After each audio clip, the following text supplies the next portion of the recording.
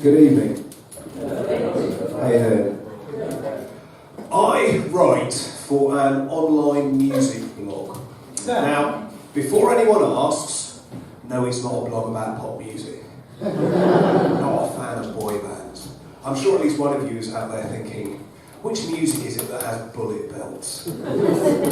Oh yeah, that's it, easy listening. Or maybe smooth jazz. No, as is blindingly obvious to everyone in the room, I write about heavy metal.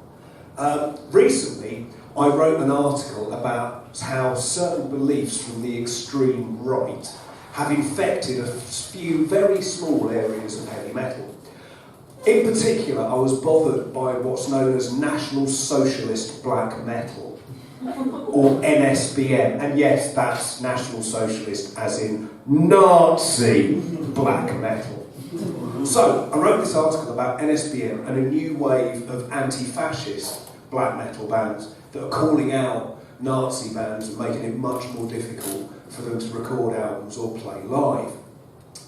I went out of my way to be offensive and rude to Nazis. I felt that when you're dealing with Nazism, journalistic integrity and balance can fuck off. So, I described one group of white supremacists as American Nazis that are obsessed with inbreeding. I pointed out how sensitive to criticism the extreme right were by calling them easily triggered Nazi snowflakes. Nothing triggers a Nazi more than calling them easily triggered. Yeah, the extreme right don't really get irony. They think it means a little bit like iron. I ended the article by asking them to bugger off out of my subculture and stop embarrassing the rest of us that aren't brain-dead racist arseholes. It felt great to vent a little spleen about something that I've always felt strongly about. I felt really proud of what I'd written when I submitted it to the editor of the blog. However, as I waited for the article to be published, I started to get quite nervous. As I mentioned in the article, Nazis can be just a little bit sensitive to criticism. Online trolling is just the start. Some campaigners have had threats of violence, even death threats. They turn up at people's home addresses. There have been violent attacks, all the way up to actual murder. Yes, I know, I was shocked too. Who'd think people who believe in racist mass murder would be dangerous and violent? All the anti-fascist bands that I was in contact with on Twitter were constantly getting threatening emails and tweets, so I knew what I was letting myself in for. Now that it was about to be in the public domain, I was feeling really, really exposed. So, the article was published and posted on Facebook and Twitter, and it did well. It was retweeted and shared a lot.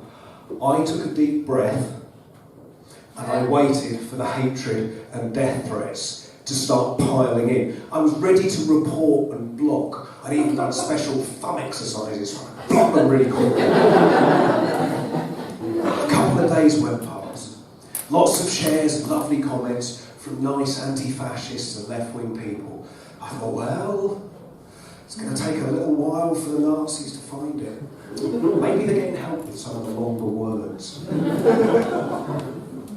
A week, nothing nasty, just lots of lovely people leaving positive, supportive comments. Week and a half, still nothing. Turns out these evil Nazis aren't nearly as ruthlessly efficient as I had previously feared. 2 weeks, not a threat in sight. I had made a principled stand against Nazism. I was starting to think it was downright rude of the Nazis not to notice. 3 weeks, still no threats, no insults, no one suggested I was born out of wedlock, no doxing, no dogpiling, just lovely, sweet people sharing my article and saying how bloody great I was. A couple of people even left comments saying how brave I'd been. Patronising bastards. After a month, nothing. To date, still nothing. Not one single death threat. Not one! How am I supposed to have credibility on anti-fascist metal Twitter if no one wants to kill me? How a Neckbeard Death Camp, who are a radical anti-fascist war metal band, I'm so fucking happy that radical anti-fascist war metal is now, you know, a thing. How a Neckbeard Death Camp going to take me seriously if no one wants to kill me? They're getting death threats on a daily basis. I can't even get trolled. Now, I am aware that it's irrational to be upset at not being threatened. Even I think it's weird and I'm used to my fucking nonsense. I think it's probably linked to either my chronic middle child syndrome, because, you know, the death threat. Wow, that's a lot of attention.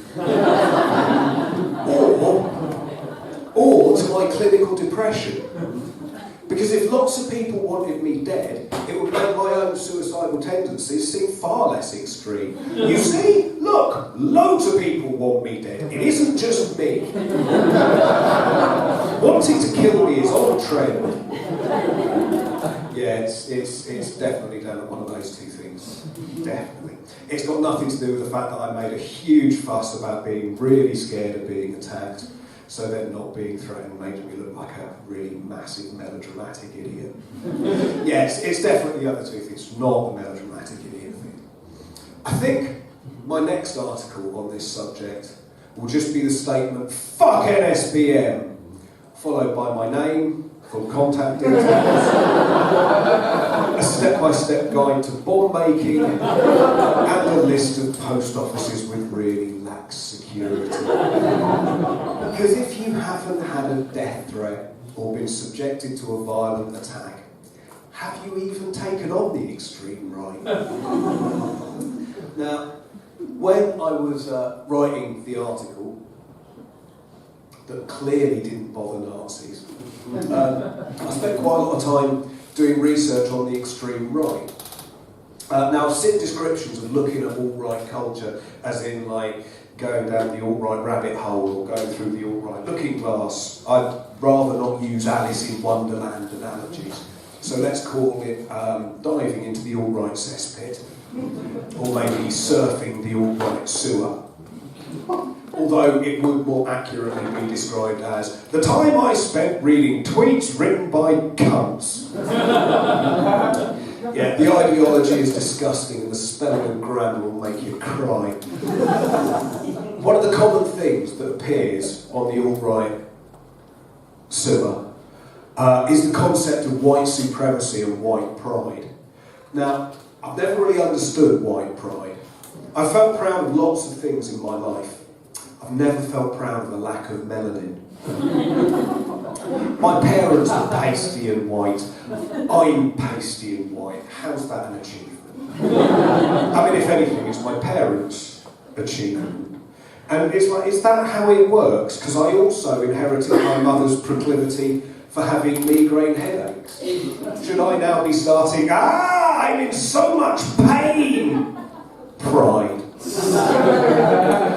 Now, don't get me wrong, I'm not having a go at any other form of pride.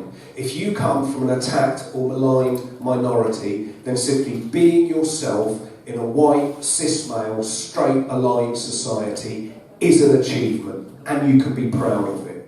Particularly when you compare it to white pride, which is pride in the slave trade, colonialism, the Holocaust, and of always making everyone else feel afraid.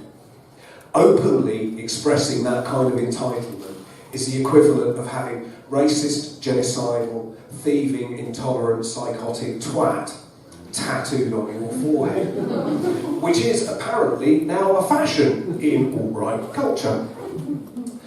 It must be hard growing up in a white pride family. Morning, son. You're looking very pale this morning. Good. It can't be easy when you realise that how much your parents love you is inversely proportional to the amount of time you spend in the sun. Which also raises the question, do white supremacist truck drivers really fucking hate one of their arms?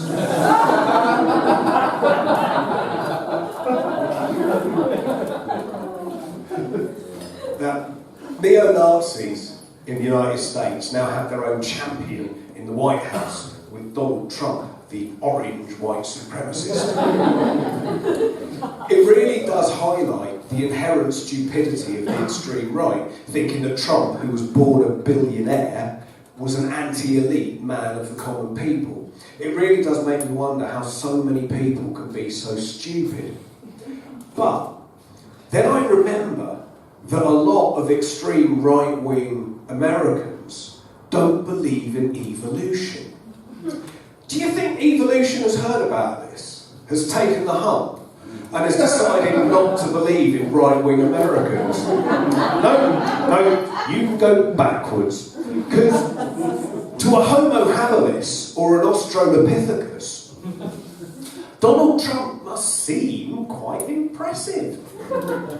I mean, that also probably explains that weird hand, you know that weird hand gesture he does that? Yeah? That. Yeah? He's showing his supporters his opposable thumb. Vote for me, and soon you'll all have opposable thumbs. Now, I think one of the main reasons that white supremacy feels so wrong is the fact that what these arseholes, they think they have the right to colour match who other people have children with. And at the end of the day, that's telling people who they're allowed to fall in love with. And that just feels so wrong. We don't need white supremacy to tell us who to fall in love with. We already have alcohol, bad decisions, hormones, and the desire to piss off our parents. And I think that's enough. Right, now, that's all from me tonight. But I'd just like to say, if I have irritated or upset anyone here tonight by talking about white supremacy, and you want to have a go at me, threaten my safety, or you want to go the whole hog and threaten to kill me, well then, that would be lovely. I'd really appreciate it. Enjoy the rest of the